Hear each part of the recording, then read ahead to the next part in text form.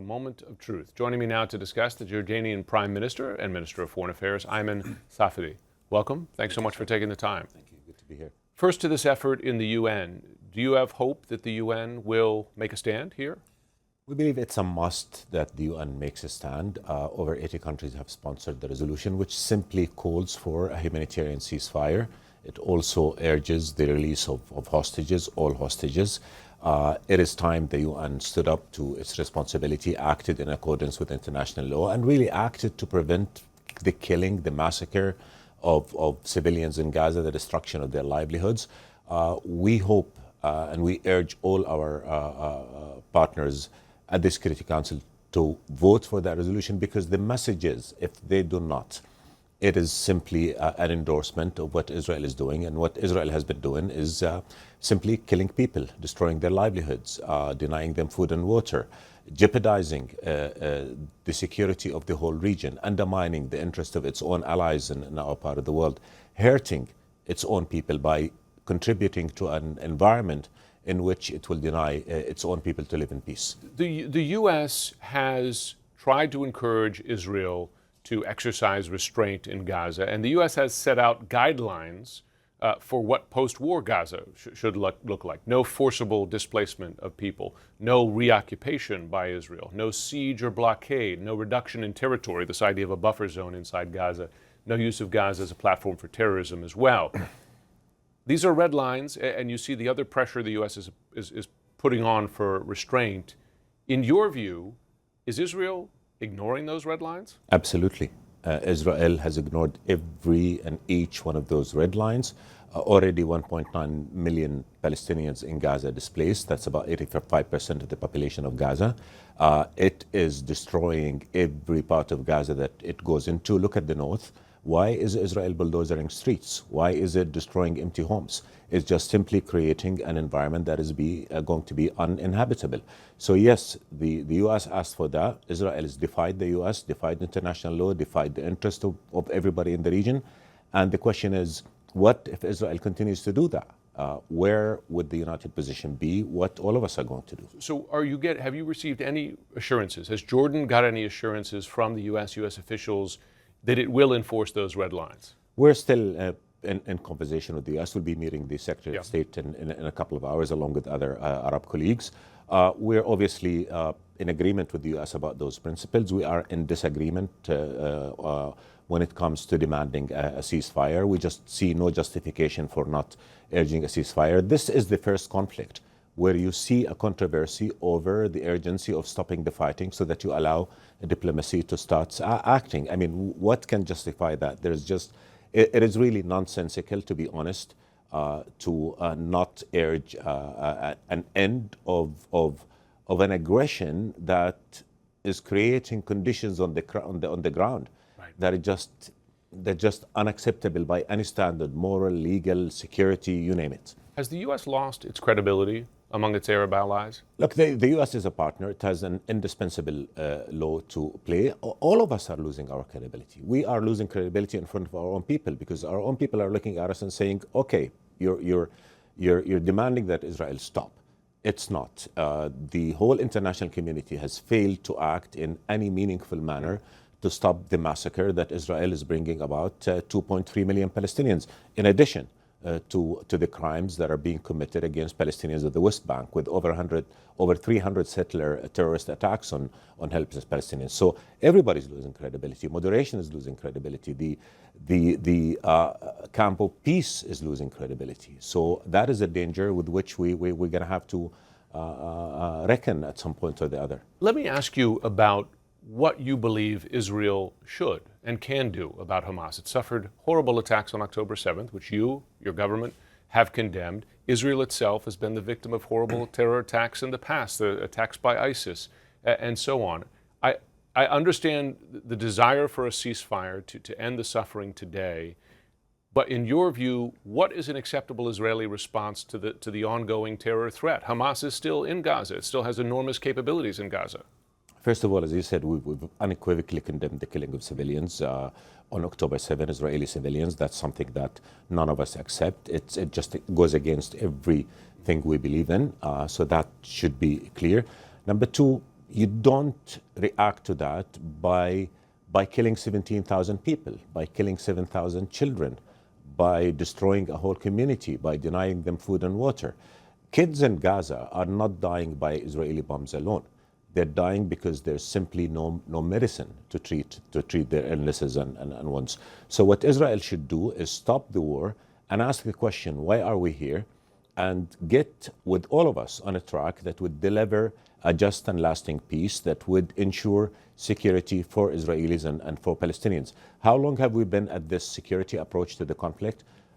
Even before October 7. Look at the context. The context was one of expansion of settlement, confiscation of Palestinian land, denial of the right of Palestinians to exist, and suffocating political horizons. So what Israel should do, stop the killing, start acting in a way that will produce the last and just peace that would secure everybody in the region. So what does that look like exactly? Because a number of options have been posited for security in Gaza if and when Hamas is gone.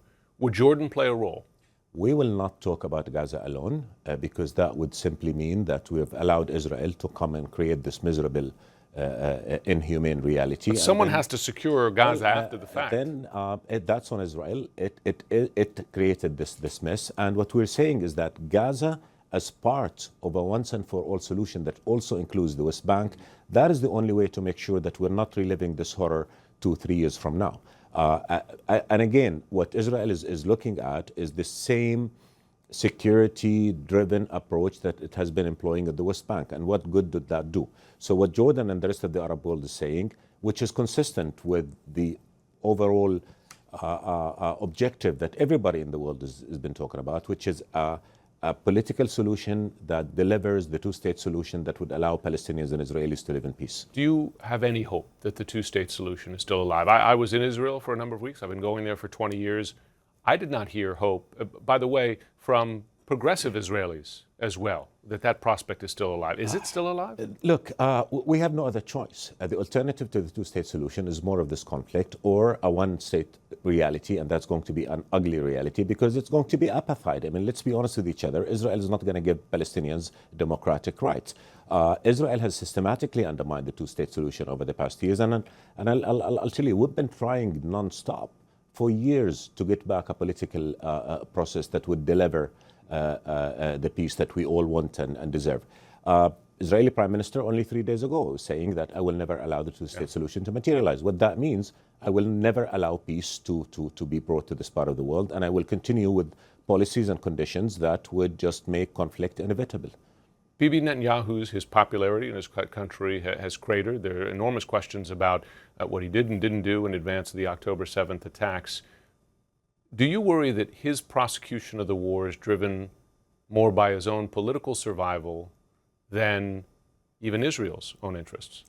I mean, the facts would point to this because we know this absurdity, this madness is not going to deliver the peace and the security that Israelis and Palestinians deserve. Give me one reason why anybody would continue with a war that everybody knows that it's not going to produce anything but conditions that would allow for the re-emergence of the threats that we've been seeing. And I think what the message should be to the Israelis is that all of us in the region, we want to live in peace and harmony with you. But in order for that to happen, the Palestinians have to have their rights. You cannot just dehumanize the Palestinians, as sitting Israeli ministers have been doing, calling pretty much for genocide against the Palestinian people, and the world has been silent on that. So I think we've really got to do a lot of soul searching as why we got here. The objective is clear, at least from our point of view. The objective is a just and lasting peace that would provide security, dignity, freedom for all peoples of the region. The key reason why we don't have that is that there is an occupation which the government of Benjamin Netanyahu has been consolidating, which the government of Benjamin Netanyahu has also been doing everything it possibly can to deny the Palestinian people their rights. As you know, we have a presidential election coming, and I know as foreign minister, you won't comment on internal U.S. politics. But let me ask you this. You lived through 4 years with Trump as president, including his approach to the Israel-Palestinian problem, questions, crisis, etc.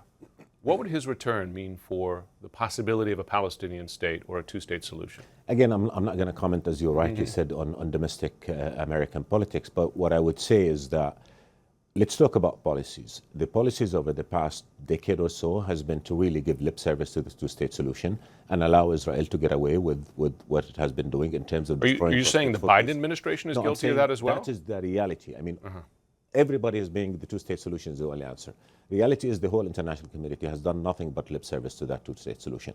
Meanwhile, Israel was allowed to continue with practices and measures that undermine the two-state solution, as you pointed out a minute ago.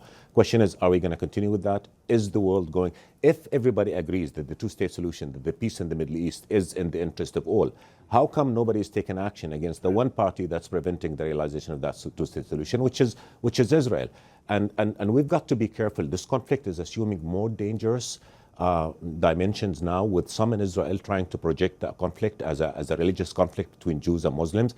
Let me say unequivocally, it has never been a conflict between Jews and Muslims. This is a political conflict driven by the fact that Israel continues to occupy and colonize the Palestinian territory and not allowing them to realize their inalienable right to self-determination. So we've got to be careful as to where this war is taking us. We cannot allow the radicals to determine the future. We cannot allow the narrative driven by some, again, Israeli officials that this is a religious war, because it is not. And if we fall in that trap, then we're all in trouble. Well, of course, Hamas's role in that too. But before we go, there's been concern since the start of this on October 7th that Hezbollah or other Iranian-backed proxies would expand this war. Do you believe that risk has been contained, or it's still a possibility? That serious is real. We see the situation boiling on the West Bank, and if the West Bank erupts, then I think you're going to see the chances of an expansion of this war becoming more real, and that's dangerous to all, and that's something none of us want. And that's why we've been warning not just against the massacre that's being committed in Gaza, but we're also warning against the measures that are suffocating the Palestinian people on the West Bank. Again, settlers' terrorism attacks against Palestinians, the Israeli government taking decisions to withdraw even more money from the Palestinian Authority, that it had to borrow money last month to pay 50% of the salaries of its people.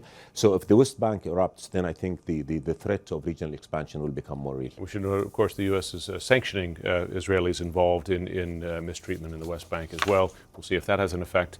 Ayman Safadi, we do appreciate you taking so much time with us. Thank you, sir. Appreciate it.